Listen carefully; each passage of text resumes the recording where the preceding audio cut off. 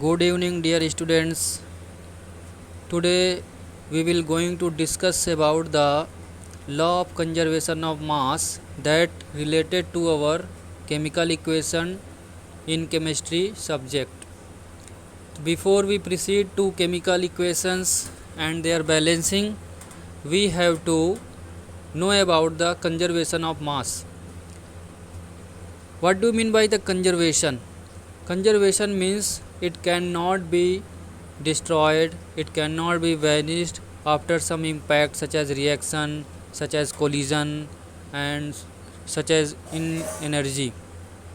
So collision involve the conservation, reaction involve the conservation, and energy conservation. There are different types of conservation related to our studies, especially in science.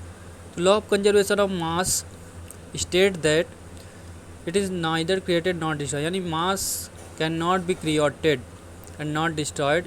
It is simplified into transform another things or material. In chemical reaction, amount of particles in the reactants is equal to amount of particle in the product. This is the general rule that here describing that here methane react with the oxygen to form carbon dioxide and water. This is generally happening in our daily life as we using the LPG and we are also using the CNG, in which there is a little bit and 90% amount of methane in CNG, and in natural gas it is the petroleum gas in which some amounts are also present in case of LPG. So during the burning, and the best example relate that the biogas or gobar gas in village house, they using the methane gas as the supplier and they supply the oxygens from the atmosphere and it start catching fire, and here it produces much amount of energy. Here it produces energy also that has to be included in the reaction here.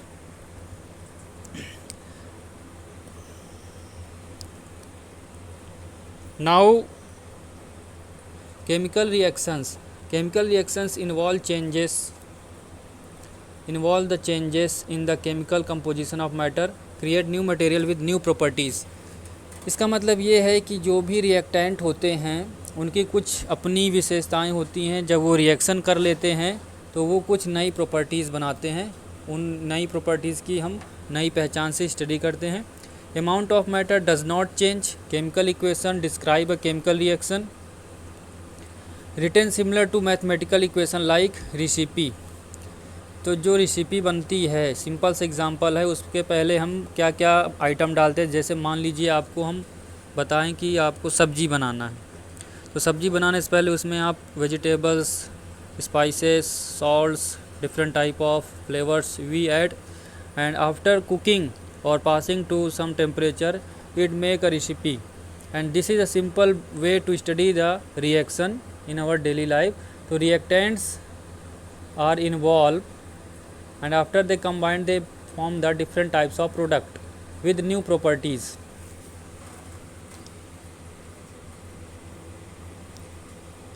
So chemical equation describe a chemical reaction and basic chemical equations are reactants. अगर हम chemical equation पढ़ने जा रहे हैं तो हमें reactants जानना है जो लेफ्ट हैंड साइड लिखे जाते हैं, प्रोडक्ट जो बनता है वो राइट हैंड साइड होता है.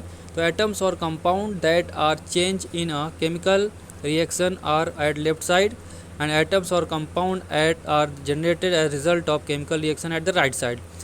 सो here simple example SO2 gas है. तो इस SO2 गैस को जब ऑक्सीजन मिलती है तो ये SO3 गैस में ट्रांसफॉर्म हो जाती है. तो सल्फ़र डाइऑक्साइड है और ये ऑक्सीजन फ्रॉम द एटमॉस्फेयर, ये सल्फ़र ट्राईऑक्साइड हो जाती. अब यहाँ पास देखिए लॉ ऑफ कंजर्वेशन ऑफ मास की बात करते हैं जो हमने पहले डिस्कस किया है. तो जो बैलेंसिंग की बात है यहाँ पास वो क्या है, here sulphur has 2 atoms, 2 atom है, यानी सल्फ़र 2 एटम के साथ यहाँ कंबाइंड हो रही है, और ऑक्सीजन 2, 2, 4 यानी 4 ऑक्सीजन हो रही है. अगर हम इसको बैलेंस करेंगे तो देखिए यहाँ पास सल्फ़र ऑलरेडी 2 है और यहाँ पास ऑक्सीजन 3 है. अब क्वेश्चन उठ रहा है यहाँ पास ऑक्सीजन 3 ना होके 6 है, वो आपको समझना है. एज अ मैथमेटिक जो होता है डिस्ट्रीब्यूटिव लॉ कहते हैं 2xy.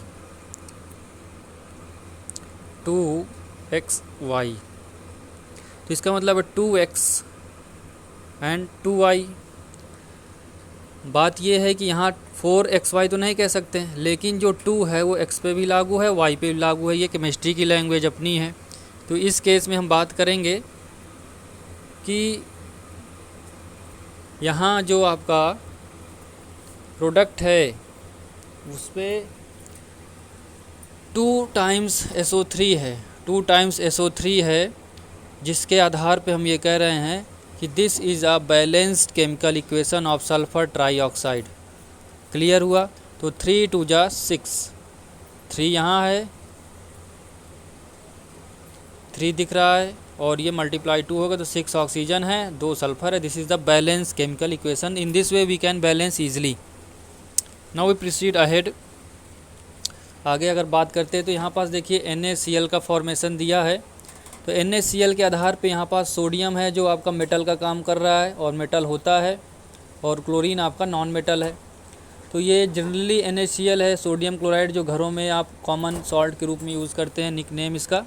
तो रिएक्टेंट के आधार पे यहाँ सोडियम है और क्लोरीन है, और ये NaCl बन रहा है। तो जनरली ऐसे रिएक्शन हम शो नहीं कर सकते हैं क्योंकि ये आयनिक फॉर्मेशन करते हैं।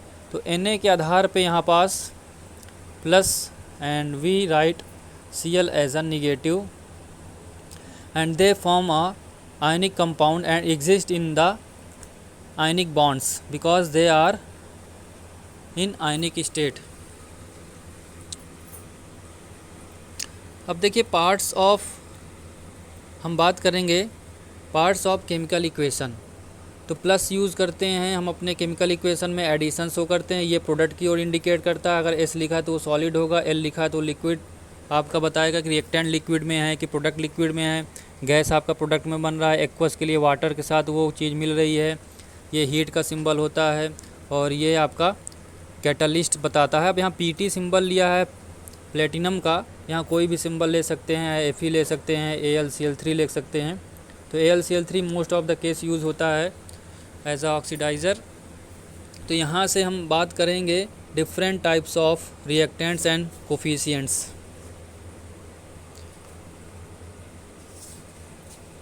Coefficient and subscripts. देखिए यहाँ पास जो सब्सक्रिप्ट्स है, how many atoms or ions within a compound. तो जो आपके सब्सक्रिप्ट्स हैं, तो यहाँ पास सब्सक्रिप्ट्स की बात करेंगे, हाउ मेनी एटम्स। तो देखिए यहाँ पास हाइड्रोजन, हाइड्रोजन, ऑक्सीजन, तो ये सब्सक्रिप्ट्स हो गए। कोफिशिएंट का मतलब है हाउ मैनी मोल्स और फार्मूला यूनिट। तो 2 moles of hydrogen, 2 moles of water we have discuss. Now rules for chemical equation, इसकी बात करेंगे। तो rules for chemical equation, because law of conservation of mass chemical equation must be balance. तो ये हमें balance करना अनिवार्य है, अन्यथा ये केमिकल इक्वेशन गलत माना जाएगा। तो मीथेन गैस जब ऑक्सीजन से रिएक्ट कर रही थी तो CO2 वाटर बन रहा था। तो यहाँ पास एनर्जी की बात करें तो यहाँ पास एनर्जी भी रिलीज़ होती है, जिसको हम कुकिंग के तौर पे यूज़ करते हैं। और अमेरिका सबसे पहले इसका यूज़ लाइटिंग के तौर पे 1783 अप्रॉक्स डेट है जो ये लाइटिंग के तौर पे यूज़ करते थे स्ट्रीट लाइट में। तो इसका मॉडिफिकेशन होने के बाद ये कुकिंग में इस्तेमाल की गई। तो खैर ये आपका हिस्ट्री था, लेकिन हम यहाँ बात करेंगे अपना बैलेंसिंग की। तो कार्बन का एक एटम है, हाइड्रोजन यहाँ पास 4 बना रहे हैं, ऑक्सीजन 4 बना रहे हैं। तो अब राइट हैंड साइड की बात करते हैं तो कार्बन यहाँ 1 है, हाइड्रोजन 4 है, ऑक्सीजन 4 है। तो ये आपका बैलेंस पोजीशन बता रहे हैं कि दीज आर बैलेंस। तो यहाँ सिंगल कार्बन है, सिंगल कार्बन, हाइड्रोजन 4 है तो हाइड्रोजन के यहाँ 4 लिखा, 2 2 जा 4 होता है, ऑक्सीजन 4 लिखा गया। तो in this way carbon, hydrogen and oxygen are balanced. So this is a type of balancing the chemical equations.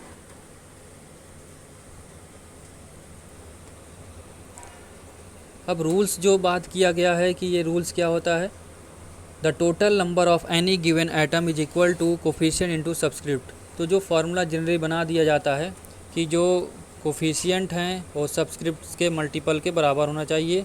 जो भी हमने बात किया था 2 2 जा 4 एंड 2 2 जा 4, 4 हाइड्रोजन हो गया। अब यहाँ से 2 इसके लिए इंडिकेट कर रहा है ऑक्सीजन के लिए, जो ये 2 है वो ऑक्सीजन के लिए इंडिकेट कर रहा है ये वाला। और this oxygen is alone here. It has no any moles, simple it is in their native form, that is O2. Rules for chemical equation: you may change the coefficient, you may not change the subscript. Means we cannot change the subscript. ये सबसे बड़ी बात होगी। कोई भी chemical equation को balance करने के लिए हमें जो शुरू में दिया रहे उस पर हम कोई छेड़खानी नहीं कर सकते हैं कि हम अपने से यहाँ नंबर चेंज कर दें। Never never never, this is the blunder mistake you are doing so during balancing. Only we have command and change the coefficients in the reactions. Okay, ये आपको ध्यान रखना है। अब अगर हम बात करते हैं 1 एटम ऑफ कार्बन, तो ऑक्सीजन 2 CO, ये आपका सिंबल बता रहे हैं कि कार्बन का मीन्स हो रहा है कि 1 एटम है कार्बन का, ये एज अ जनरल इंस्ट्रक्शन दे रहे हैं।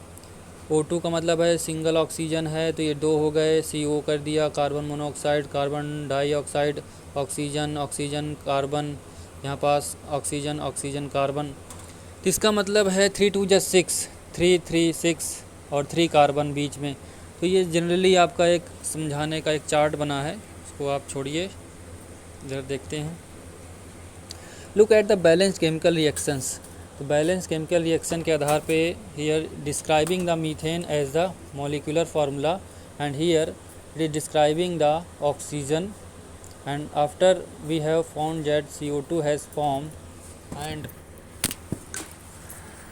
We can also form the water and CO2. Step for balancing chemical equation अगर बात करते हैं हम, what are the step? देखिए, write the correct formula for the reactant and the product. हमें सबसे पहले उनका फार्मूला लिखना है जो रिएक्टेंट के तौर पे पार्टिसिपेट करते हैं। जैसे यहाँ पास मीथेन ने पार्टिसिपेट किया, ऑक्सीजन ने पार्टिसिपेट किया, तो इनका फार्मूला आना ज़रूरी है। फिर इसके बाद क्या बनता है उसके हम कुछ नॉलेज रखेंगे कि हाँ CO2 बनता है, वाटर बनता है, एनर्जी निकलती है, सो मैनी थिंग्स। और जनरली कॉमनली बात करते हैं जो आप सबको पता होता है, that is the photosynthesis, CO2 plus water and arrow. अब देखिए, कार्बन डाइऑक्साइड वाटर रिएक्शन करके आपका ग्लूकोज बनाएगा। आइडिया रफली होता है। अब बैलेंसिंग की अगर बात करेंगे, C6H12O6 प्लस 6O2, ये तो रिएक्शन सिंपल आपने रट लिया, कई साल से पढ़ते आ रहे हैं। यहाँ 6H2O कर दिया, यहाँ से 6CO2 कर दिया, तो ये बैलेंस हो जाते हैं। तो उसी का आधार लेके भी समझा जाए तो we can clearly understand what the meaning of the balancing of chemical equation and why it is required, because balancing chemical equation require the law of conservation of mass. We can not even add a single atom in the reactant and we can never no and add the single atom in the product as well. तो ये सारी बात हैं कि हमें रफली idea होना चाहिए कि हमें क्या रिएक्टेंट के रूप में इस्तेमाल कर रहे हैं। We know the product in general. अब स्टेप फॉर बैलेंसिंग की अगर बात करते हैं हम, तो determine where to place coefficient, हमें कोफिशिएंट किधर प्लेस करना है, फिर उसको हम प्रोडक्ट के रूप में चेक करेंगे। तो ये सारी बातें हमने डिस्कस किया। अब जनरली यहाँ पास देखिए, use this order to atom in your inventory list. तो पहले हम metal, non metal, hydrogen, oxygen की अगर बात करेंगे बैलेंस करने की, तो जनरली हम यहाँ से लिया जैसे B2W2, सिंपल है। देखिए B2 है तो सीधे आप यहाँ देखिए, यहाँ B2 करने का मतलब क्या होगा हमको, अगर हम यहाँ B2 ले लें यहाँ, तो यहाँ तो 4 हो गए, तो यहाँ हमने अगर 4 कर दिया तो 4 B2 बैलेंस हो गया यहाँ से। अब W कितना हो रहा है, 3 × 4 यानी 12 हो रहा है, और यहाँ 2 है, इसका मतलब यहाँ 6 ले लें, तो इसका मतलब हम क्या लिख सकते हैं, फाइनली वी कैन राइट, हम क्या लिख सकते हैं, बोलिए, 2 और 6।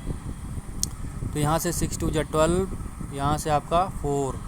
अब देखिए यहाँ से हमने क्या रखा था, 4 रखा था, तो 4 तो आपका B के लिए है, but this 4 also for the W case. तो ऐसे बैलेंसिंग की जाती है और आपको ट्राई करना है अब आज के लिए इतना ही रखते हैं। All the best, best of luck. फिर इसके आगे कंटिन्यू करेंगे। Thank you, all the best, best of luck.